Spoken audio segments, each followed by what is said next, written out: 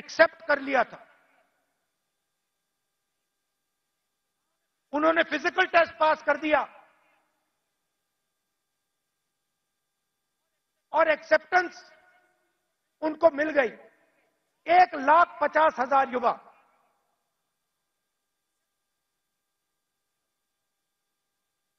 मोदी सरकार ने अग्निवीर योजना लागू की और 1,50,000 युवाओं को उन्होंने आर्मी में, एयरफोर्स में नहीं आने दिया।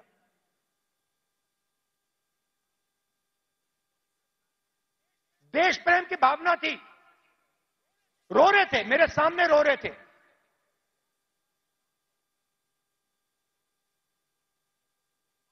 आंसू आ रहे थे, कह रहे थे सरकार ने हमारी जिंदगी बर्बाद कर दी है, जिंदगी खत्म कर दी, हमारा मजाक उड़ाया जाता है। गांव में हमें झूठे सैनिक कहा जाता है। इतनी भी इज्जत नहीं रखी। उनको अग्निवीर योजना में भी नहीं आने दिया।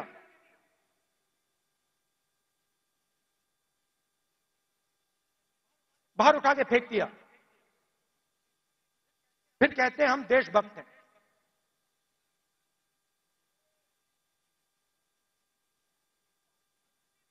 इससे देश का फायदा नहीं होने वाला।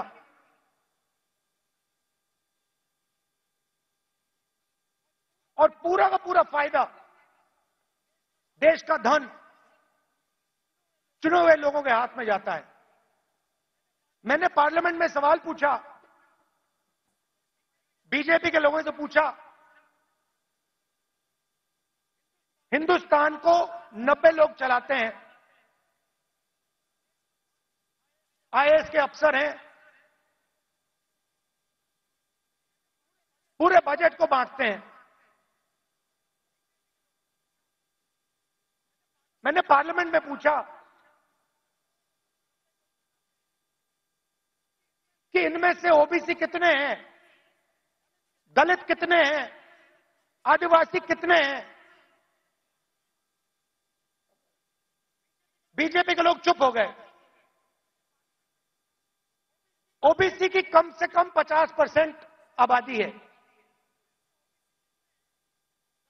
दलितों की 15% आबादी है,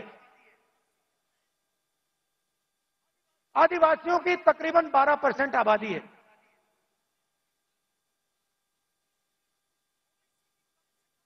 नब्बे अफसर में से 3 ओबीसी हैं।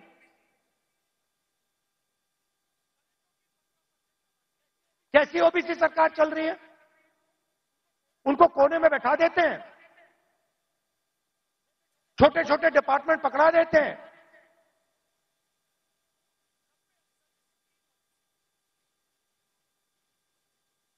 हिंदुस्तान की सबसे बड़ी कंपनी, 100-200 सबसे बड़ी कंपनी की लिस्ट निकालो, मुझे दिखा दो इनमें कौन सा ओबीसी है, कौन सा दलित है, कौन सा आदिवासी है। स्टेट की ब्यूरोक्रेसी में दिखा दो।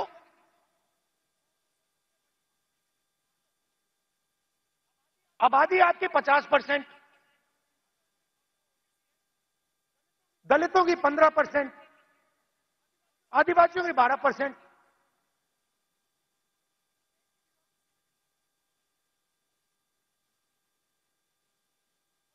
और भागीदारी आपकी कहीं भी नहीं।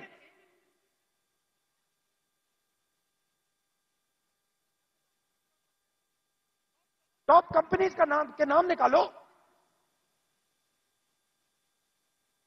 और मुझे दिखा दो इन कंपनियों में ओबीसी कहां बैठा हुआ है, दलित कहां बैठा है, आदिवासी कहां बैठा है।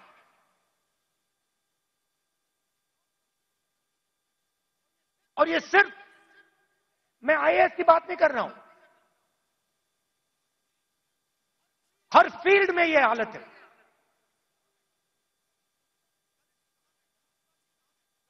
तो मैंने सवाल पूछा, मैंने कहा देखिए जाति जनगणना होनी चाहिए, देश को पता लगना चाहिए कि इस देश में ओबीसी कितने हैं। उसके बाद नरेंद्र मोदी जी के भाषण बदल जाते हैं। पहले अपने आप को ओबीसी कहते थे, मेरे भाषण के बाद कहते हैं हिंदुस्तान में तो सिर्फ एक जात है, वो भी गरीब। अगर हिंदुस्तान में सिर्फ एक जात तो आप ओबीसी कैसे बन गए?